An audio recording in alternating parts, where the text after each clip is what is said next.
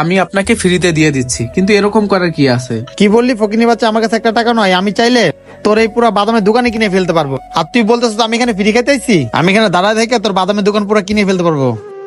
দেখেন ভাই, হয়তো আপনার টাকা পয়সা থাকতে পারে, কিন্তু আপনি গায়ের জোরে আমার মতন সামান্য একজন বাদাম বিক্রেতার সাথে এরকম করতে পারেন না ভাই। দেখ এত জ্ঞান দিবি না, আমি বুঝতে পারছি, এই জন্যই আমি তোকে কিছু বলি নাই গা। শোন, তোকে আমি একটা ভালো কথা বলি, আমাদের এলাকার কিছু ছেলেরা ওরা মাঝে মাঝে এসে তোর এখানে বাদাম খাবে, ওদেরকে কখনো বাধা দিবি না। এটা তোদের ভালোর জন্য, কারণ আমরা কিন্তু তোদেরকে টেকেল দিই। একটা কথা মনে রাখবি, আমরা না থাকলে তোরা জীবনে এখানে দাঁড়ায় বাদাম বিক্রি করতে পারবি না। এখানে পুলিশ আছে, অনেক নেশা করে আছে, কখনো তোদেরকে কেউ কিছু বলছে? চুপচাপ থাক, আমি কয়েকটা বাদামই তো খাইছি, পরে এসে তোদের বেশি করে নিয়ে যাবো। আরে ভাই, আপনি তো সে আগের কথাই বলতেছেন। কিরে তুই আবার আমাকে পিছন থেকে ডাকলি? আমি তোকে ভালো করে বুঝলাম, বুঝলাম ওই ফকিনির বাচ্চা। এবার বুঝছো আমি কয়েকটা বাদাম হাতে নিচ্ছি, তাই তুই আমাকে জ্ঞান দিচ্ছিস, আবার কয়েকটা টাকা চাচ্ছিস? আরে ভাই, আপনি এই 2-3টা বাদামের লেগে আমারে মারলেন। আপনি জানেন ভাই, এই সামান্য বাদাম দিয়ে এটা বিক্রি করে আমার ফ্যামিলি চলে।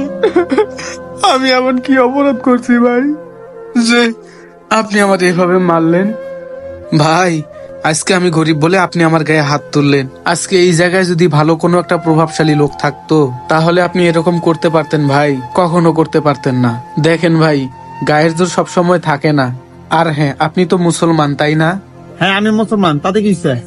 ভাই, আপনি তো একদিন মারা যাবেন, আর আমিও তো একদিন মারা যাব। তো ওই দিন যদি আমি আল্লাহর সামনে আপনারে দাঁড় করাই, আর যদি বলি, আল্লাহ, উনি দুনিয়াতে আমার সাথে অনেক জুলুম করেছে, আমার মতো সামান্য ছোট্ট একটা নগণ্য ব্যক্তিকে উনি বিরক্ত করছে, সেই দিন আপনি আল্লাহর কাছে কি জবাব দিবেন বলেন ভাই?